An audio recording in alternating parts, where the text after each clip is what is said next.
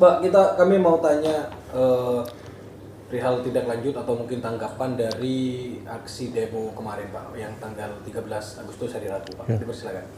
Baik, sesuai dengan Undang-Undang Ormas, Undang-Undang 17 tahun 2013 tentang organisasi masyarakat, ya itulah merupakan perwujudan bentuk dari aspirasi masyarakat dalam melaksanakan fungsi kontrolnya, pengawasan terhadap seluruh instansi pemerintah.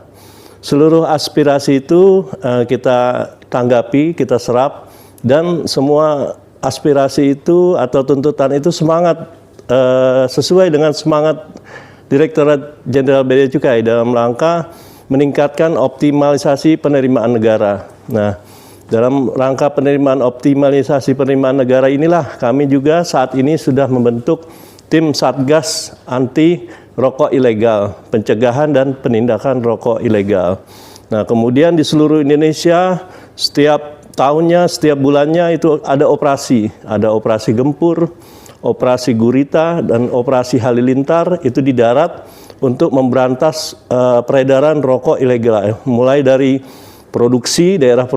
daerah distribusi maupun di daerah pemasaran. Artinya ruang rokok ilegal kita persempit. Nah, kemudian di laut juga ada untuk membatasi rokok ilegal yang masuk dari luar daerah pabean atau luar negeri. Kita ada operasi Jaring Walesia, operasi Jaring Sriwijaya. Nah, itu untuk mencegah masuknya BKC ilegal impor. Ya, itulah makanya tadi bahwa untuk melakukan penegakan yang efektif kita harus berkolaborasi. Salah satunya dengan LSM, kita tampung aspirasinya karena tuntutannya sesuai dengan semangat Bea Cukai dalam meningkatkan penerimaan negara dan penegakan hukum yang efektif. Nah, itu kan secara global Pak ya, secara nasional. Kalau di Madura sendiri Pak khususnya, baik, apa nih Pak program ke depan atau yang sudah dilakukan? Baik, di Madura kita sudah sangat luar biasa dengan sumber daya manusia yang terbatas, anggaran yang terbatas. Teman-teman ini sudah prestasinya luar biasa. Sampai akhir bulan ini saja sudah 30.228.174 batang BKC ilegal yang dilakukan penindakan oleh teman-teman Bea Cukai Madura. Nah, dari penindakan itu menghasilkan penyidikan SPDP itu 13 kasus.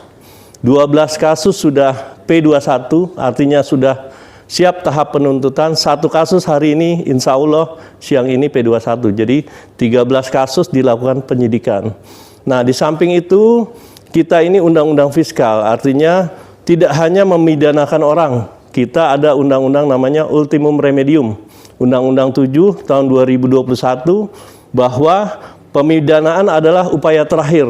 Nah, fokusnya adalah untuk mengoptimalisasi penerimaan negara. Nah, dari hasil UR itu kita sudah menghasilkan 7 miliar untuk case yang di ultimum remedium berdasarkan Undang-Undang 7 tahun 2021 tentang harmonisasi perpajakan.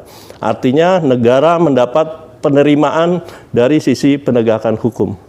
Ya, nah fokus kembali ke demo yang kemarin Pak. Ini kan salah satu yang menarik soal ini juga Pak. Latar belakang itu semua kan adalah penyegelan mesin tuh Pak sebenarnya Pak. Nah, kembali ke yang tadi Pak. Tuntutan mereka kan sebenarnya kan sangat sederhana Pak. Kalau segel satu, segel semua dong gitu. Ya, nah itu tanggapannya bagaimana tuh Pak? Baik, karena tadi memang banyak kan yang lain Pak. Baik, terima kasih. Sesuai amanat undang-undang, penyegelan itulah bagian dari penindakan. Penindakan undang-undang memberikan kewenangan kepada Bea Cukai untuk melakukan pemeriksaan bangunan, pemeriksaan pabrik, pemeriksaan sarana pengangkut, kemudian terhadap pemeriksaan mesin itu yang bagian dari produksi BKC ilegal.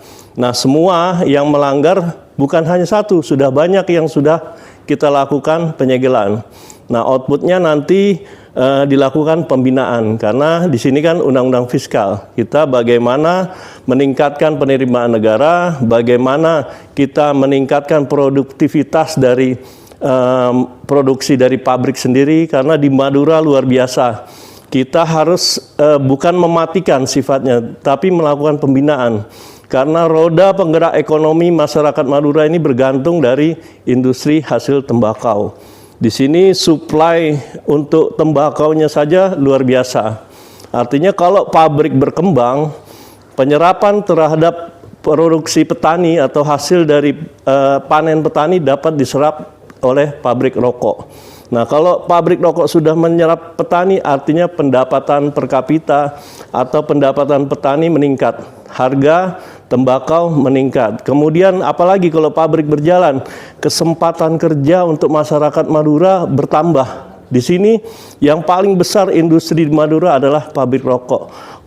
Karena itu mindset kita adalah melakukan pembinaan bagaimana pabrik ini yang tadi ilegal menjadi legal. Bagaimana pabrik tadi bisa menyerap seluruh tenaga kerja di Madura.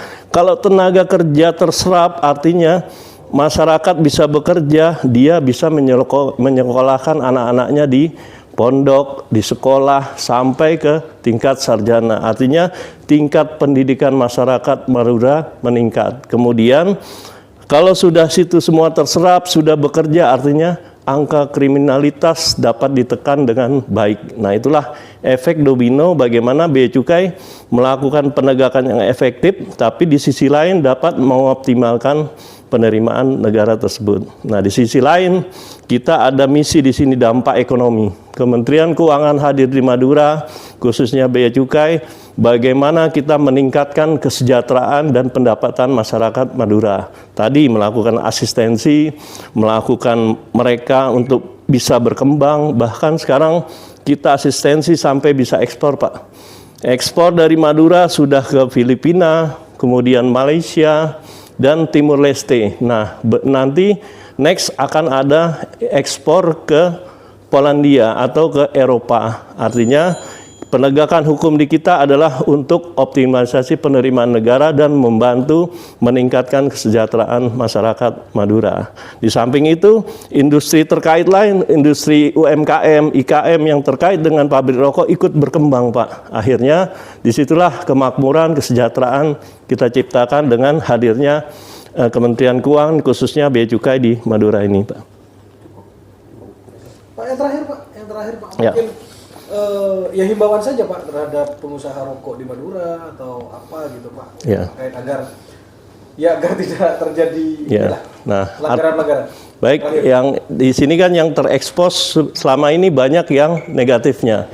Artinya yang kita melakukan penindakan, kemudian 2 hari yang lalu kita melakukan ekspos terhadap hasil dari barang bukti penindakan maupun penyidikan. Tetapi di sisi lain itu harus diekspos bahwa banyak pabrik-pabrik di Madura ini yang sudah baik. Artinya tadi sudah membantu pemerintah dalam memberi kontribusinya terhadap penerimaan negara. Kemarin tahun lalu 1,2 triliun, Pak.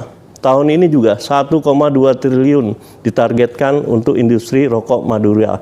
Capaiannya sudah 905 miliar.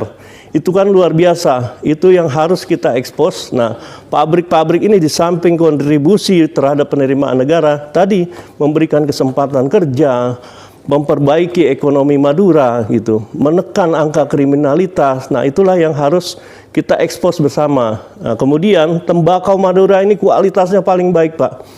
Artinya harus kita jaga, harus kita bantu petani bagaimana supaya harganya baik. Artinya petani, masyarakat rendah, UMKM semua dapat meningkat dengan baik. Terima kasih. Cukup. Terima kasih.